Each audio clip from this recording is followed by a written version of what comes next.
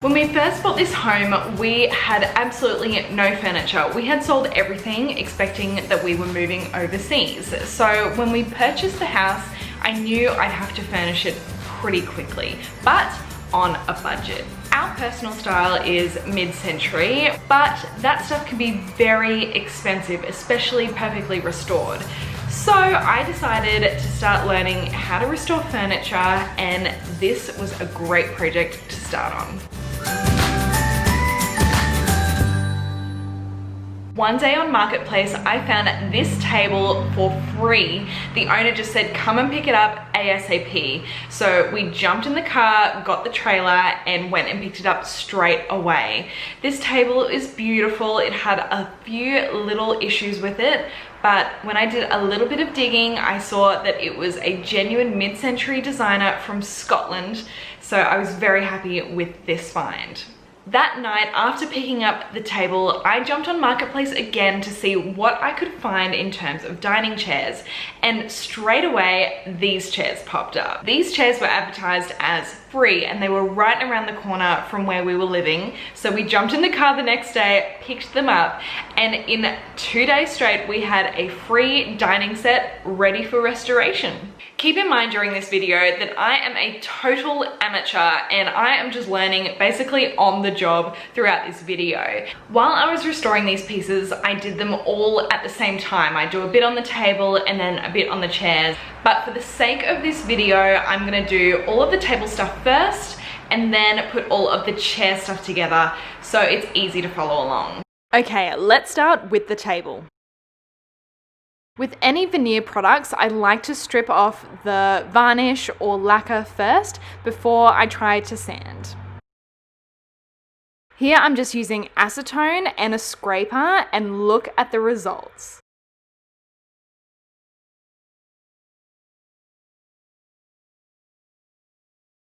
It came off so easily and this was so satisfying.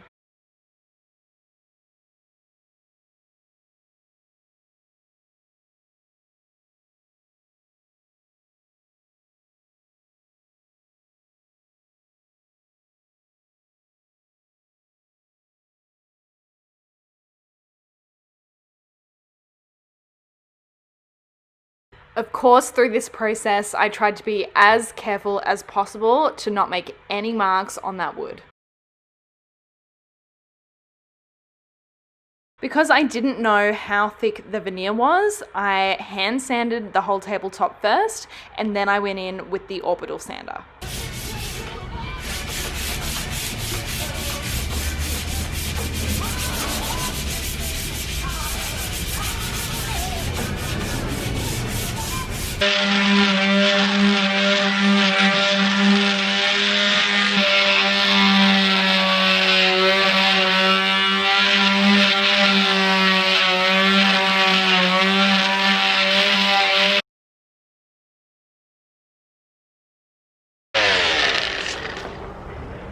I had to do this little test that I learned from Keith from Rag and Bone Brown. I'll pop his details below.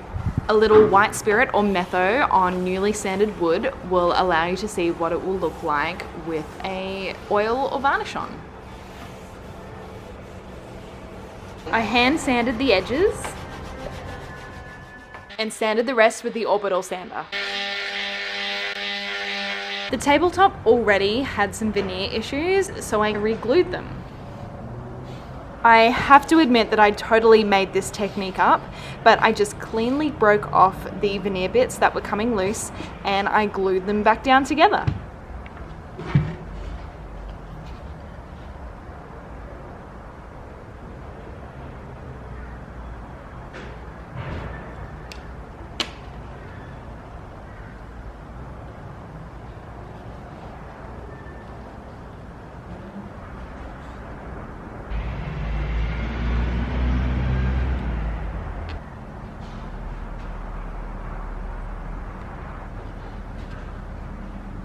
Once all of the bits were in place, I filled all of the gaps with a bit more glue, and then I popped something flat on the top and weighed it all down.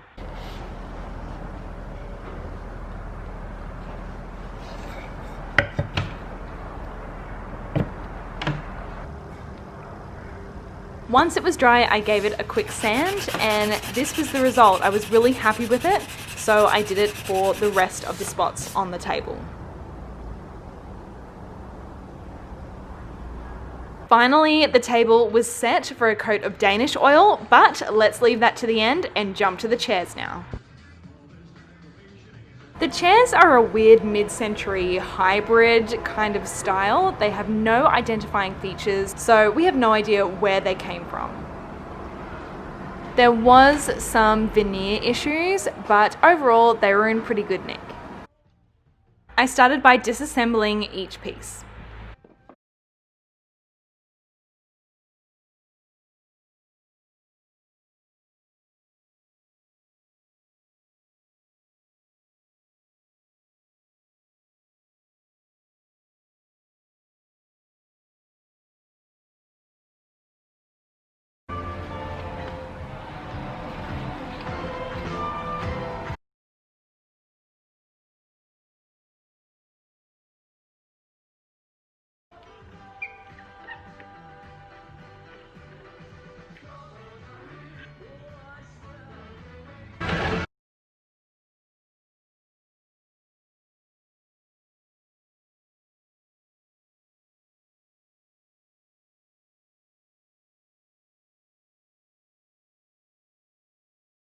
The chairs were pretty filthy from living outside for so long, so I gave them a scrub with a gentle brush.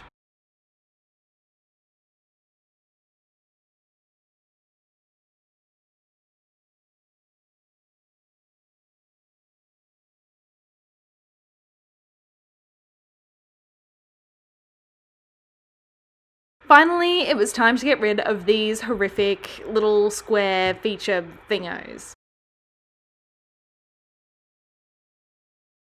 My technique for this is questionable.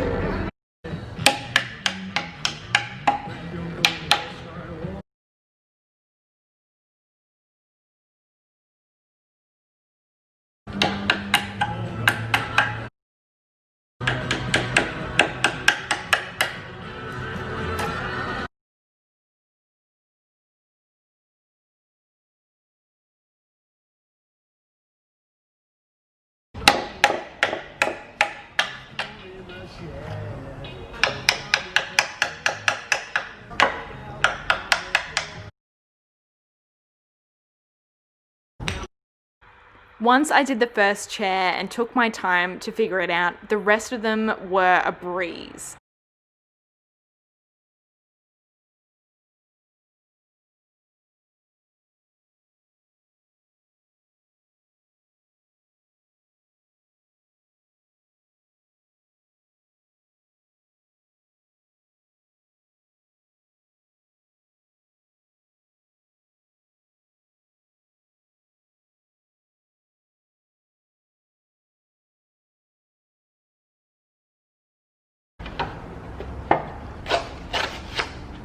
Then it was time to sand the chairs. Now, if you're wondering why I didn't use the orbital sander, it's because the Velcro sandpaper is so expensive and we already had the sandpaper lying around, so I used this instead.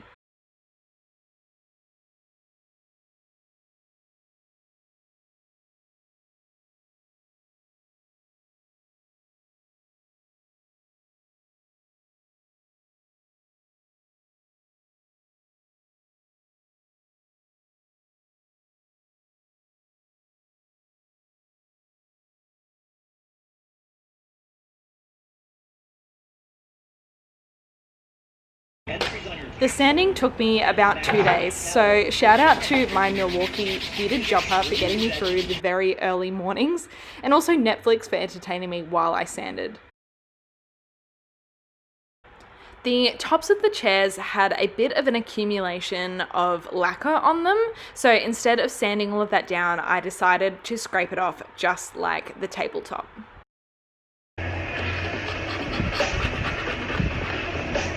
Once they were all sanded, it was time to do a few repairs. We want it to sort of just start coming here. Nick taught me how to mix an epoxy glue and use it with a syringe to bond the chair backs back together.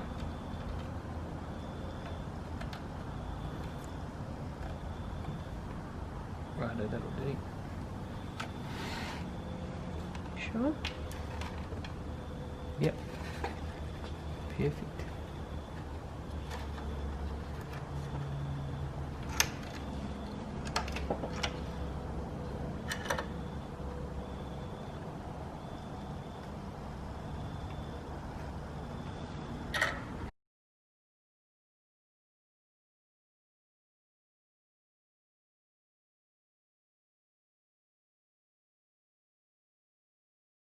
Once the glue was dry, we took the clamps off and I sanded down the residual glue. Next, it was time to fix the veneer, and I just did this same technique that I did with the table. I just made it up.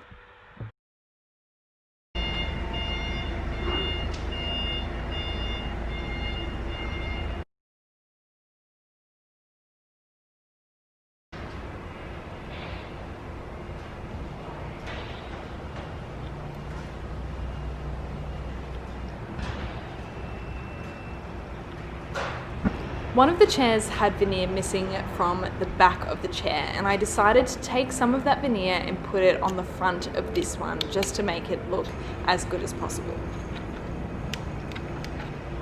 It ended up being a pretty good match, and I am so happy with how it turned out.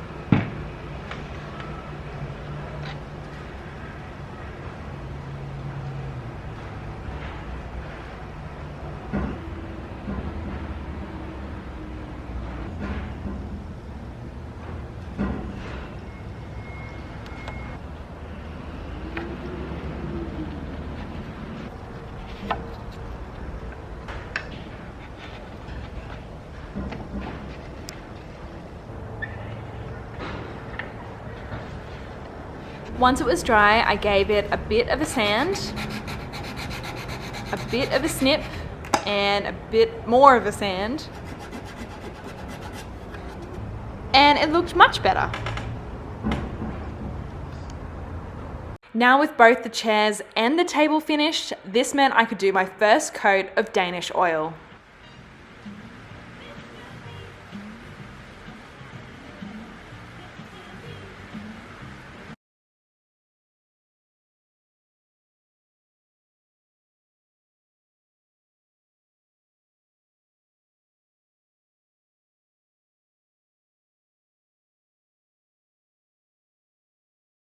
Note that I really should have been wearing gloves while I did this, but I learnt my lesson for the next time.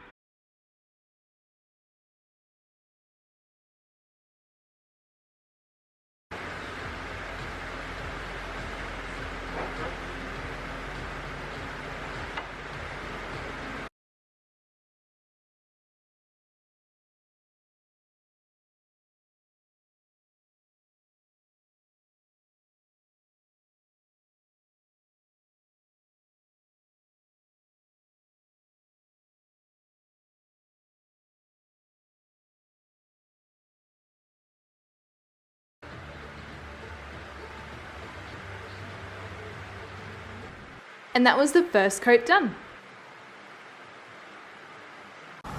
The next day, Nick helped me put on a second coat on both the tables and the chairs.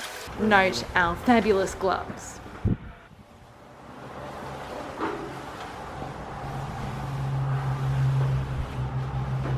The very last thing to do on this project was upholster the chairs, and we decided to do it ourselves. Upholstery material is expensive, so I actually found this material, which is blockout curtain material, at Spotlight, and I can only sing praises about it. Even after using these chairs for so long, they are still perfect and white, so would recommend a trip to the curtain section at Spotlight. Neither of us had done this before, but we worked it out pretty quickly. I'm sure professional upholsterers would have something to say about this, but we worked it out. Nick ended up using this Milwaukee cordless staple gun, which made the job so easy.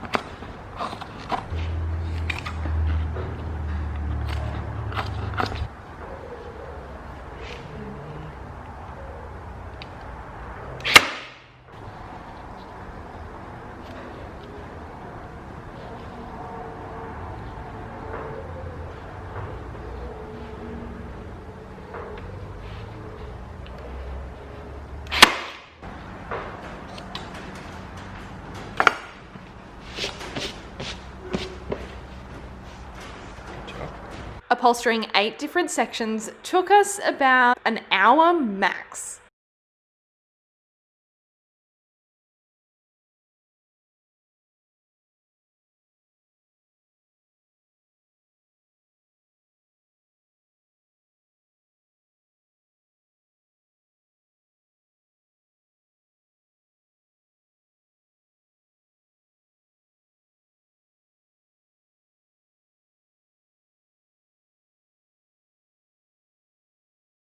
Throughout the process, I labeled every single bit of each chair, so by the time we were reassembling them, everything had its own place.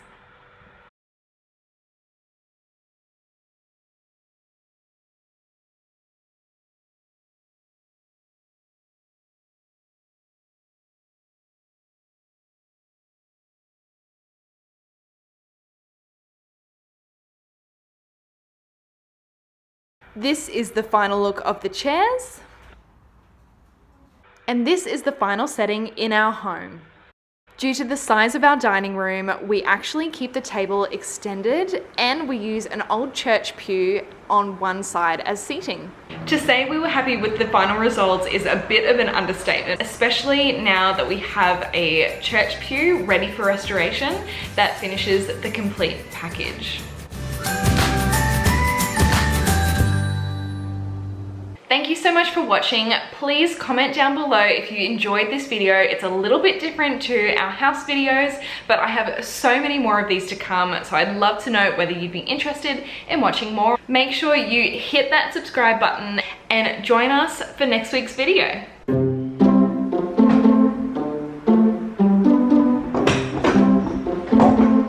One day on I am a total amateur at this point, and I still am a total amateur, let's be real.